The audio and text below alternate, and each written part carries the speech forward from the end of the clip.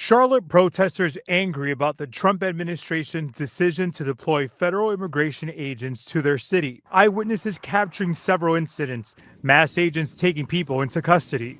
Willie Aceituno, a Honduran born U.S. citizen, says agents stopped him twice, and on the second stop, they broke his window and pulled him out of the car. He says he was released after showing documents proving his citizenship. In another incident, border agents questioned two workers hanging Christmas lights in Reba Hamilton's front yard. Randy, they're in our yard. Those agents left without making any arrests. Paula Walker Coleman sharing this video, telling ABC News she witnessed agents arrest this woman who was filming. What a way to govern, where we have had community members, elected officials, even reporters on these fact-finding missions just to find out whether a federal force is coming into the city of Charlotte. That guy, you can tell he has an accent. He's also of immigrant descent. You should not be in a position of authority. America is for Americans. And if as an American, you will follow our American laws. I don't know, where do you guys think that you broke into where the rule of law is optional, where you get to pick and choose which laws you follow, but that's not the case. See, my people are still being arrested and being sentenced to prison when they commit crimes in this country. And when I say my people, I mean my fellow Americans. There is no exemptions under the law for us, the way these people are protesting that they want for illegals. The laws are still applied to us Americans. If I commit a crime, I'm still going to jail. If I go to these people's country where they came from and I overstay my visa, are they going to go down there and protest so that I can stay? Am I going to be able to get free food and free housing from them if I stay in the country? No. The laws, they will boot me out of their country quick. I'll be deported. All these countries have laws. I don't know why everyone's pretending the only civilized place on earth is the United States, and outside of here is just mud huts and jungles everywhere. There are systems, there are laws, there are entire governments in other countries. Now, these people want to relocate and come to the United States. You have to do it the right way. It's not fair to people like my relatives and my family who had to pay tens of thousands of dollars to go to school just so we can learn English, so that we can participate and pass the exam so we can become citizens. You know, when you go through all that trouble to become an American, you appreciate being an American. The reason these people can spit in our faces and say, fuck you to our laws and literally try to shame our law enforcement is because they do not respect our laws. They didn't risk anything to come here. It didn't cost them anything. No sacrifices, no dedication, and no allegiance was made.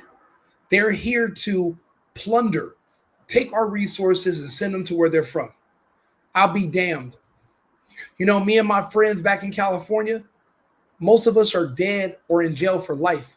But the ones that made it out, like myself, we reminisce about how when we were 15, 16 years old, before we started gangbanging, we were trying to get jobs at Taco Bell, Subway, Sizzler, warehouses. There's no such thing as jobs for young people in Los Angeles because of all the fucking illegals. I would go for a job that historically would have been made for a kid to work during the summer, 16, 17, in between the season, in between school. I show up to try to apply for one of these jobs. There's a 40-year-old Latino person who also doesn't speak any English, who's trying to support a family of 4 on a minimum wage job. Sir, these minimum wage jobs are not meant for you. They're meant for Americans, young Americans. We had a really good system going on here. Then all of a sudden, one day, they can hire illegals. They figure out there's no enforcement, and they just kick the rest of us born Americans out of the workforce, put us in the streets. And what are we to do for money? Well, we hustle. We commit crimes. We steal. We do what we got to do to get by, and we never even had a chance to get into the workforce. People are talking about, oh, what kind of jobs we wouldn't work. We were never even offered these jobs, or we would have worked them. There is nobody that is in America that's going to think they're too good for money. We'll work it. But you assuming we won't because that's what you tell yourself to feel better about giving away our jobs to people that are working for slave wages. And they're happy to do so. Because, see, they get to go and live where they want to. You know what's crazy about living where you want? That's something called a luxury. Luxuries must be afforded. I can't sit here and with a person with no income and say, I want to go live in that mansion. And if I can't live in the mansion, then it's not fair. There must be discrimination. Maybe it's because, no, that's a luxury. You want to go live in that mansion, you must be able to afford it. Who just gives people luxuries? Being able to do what you want to do, when you want to do it, and how you want to do it is also a luxury. To see these people complaining about laws, the same laws that the rest of us must follow, being enforced on them as well. So now that we're equal, it's shameful. And anybody who supports this should be arrested or put out of business. If you own a business in Charlotte and you're complaining about the fact that now you're losing customers, then maybe you shouldn't have built a business where your number one client are criminals. Choose a new business model or go out of business. And guess what? An American will come along who will do business with other Americans, and we won't need to only work with criminals to stay afloat. That's like me making a store called Bank Robbery Supplies. And all of a sudden the police crack down on all the bank robbers in the city, and I start complaining about the police arresting people that rob banks because of my bottom line. Fuck your bottom line. This is America. We are a country of laws. There are standards for our society that we must stay within. If you're gonna want to have children one day and have a family and be prosperous, you cannot do that in chaos. There must be control. You can't just let people take whatever they want and do whatever they want because you're afraid they're going to call you racist or a supremacist. Stop being such a fucking wuss, wimp, weak. You let people shame you into submission? Are you fucking 12 years old? Are you going to cry? You're gonna throw up in your lunchbox? Grow a fucking spine. This is your home. You only got one. There's no backup America that you can fly to and start over again. Because all you're going to do is just vote that place out of business too. The way you're voting yourself out now. You've lost everything. The little bit you have left, you better scrape and scratch to keep it. Or you're going to lose that too. The president has ramped up immigration enforcement in recent months in cities including Chicago and Los Angeles. The administration defending these operations, saying in a statement, there have been too many victims of criminal illegal aliens, and President Trump and Secretary Noem will step up to protect Americans when sanctuary politicians won't. But North Carolina Governor Josh Stein said Friday most of the people detained have no criminal record and some are U.S. citizens.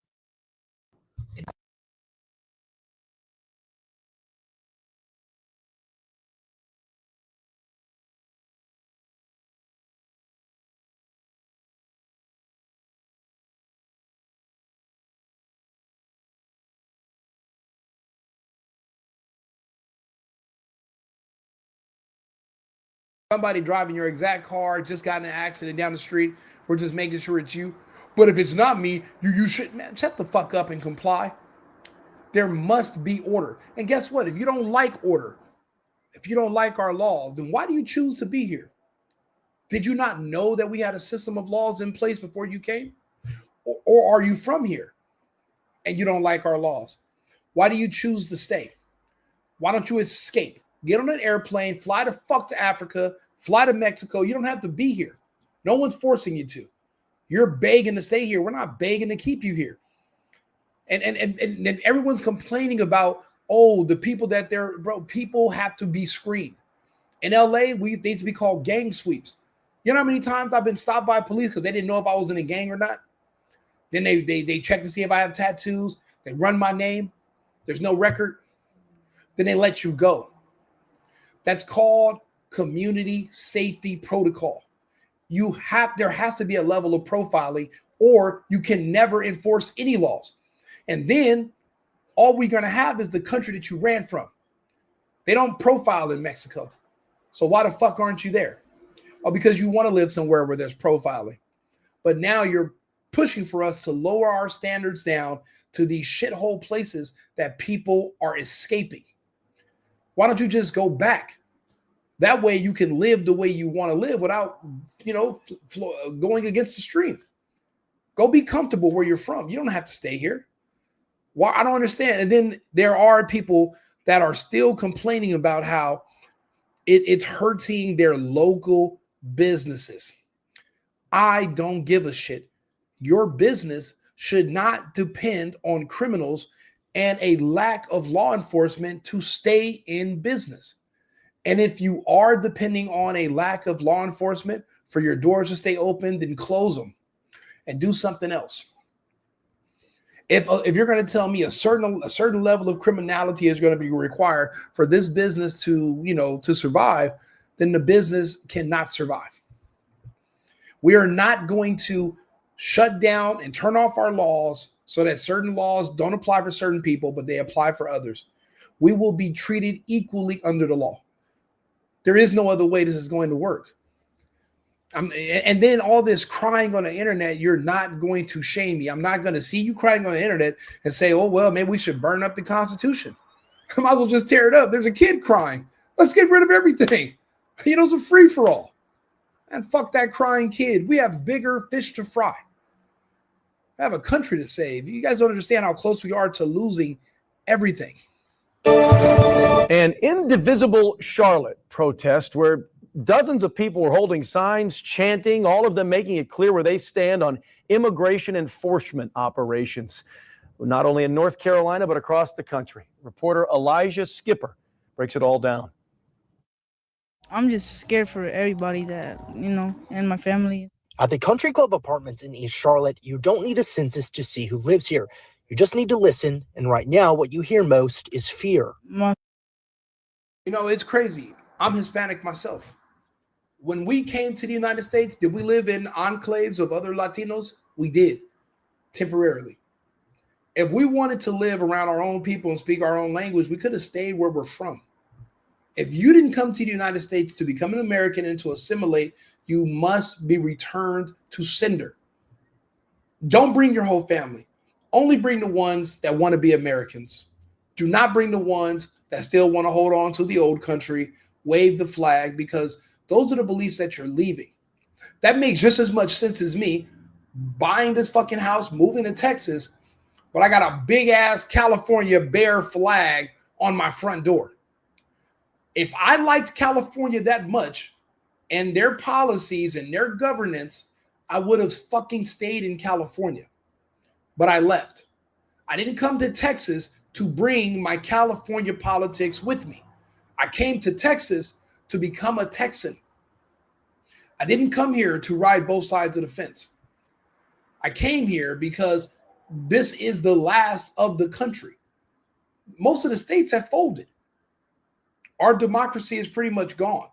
It's gone because you let illegals come here and vote, which basically every one illegal wipes out one vote of a citizen. They just cancel them out. So now your vote is skewed. You don't even have a vote, and you don't realize it because you're an idiot. All you know is what someone's telling you. You'll let a kid who doesn't have any choice on where he's going to live talk about what he's scared. If you're so scared, why not tell your family, hey, let's go find safety. Let's go back to our home country. Let's go back to Mexico. I won't be scared there. But why, if you're scared here, why not just tell the reporter, yeah, I'm scared for my family, but I'll be honest, reporter, I'd be scared anywhere we go. Tell them the truth. Is there anywhere you won't be scared? Wherever that place is, go. Do not choose to live here in fear. Escape. Find safety. Tell your mom you want to go somewhere else. Don't stay here in fear. Family, they just feel mad and stuff about it. They told me to speak out because they want everybody in the community to know about this stuff happening. Residents say ICE and Border Patrol rolled through here Tuesday, and it changed everything in this neighborhood. No one should get arrested on stolen land. I don't want to see people, like kids. You hear that black bullshit?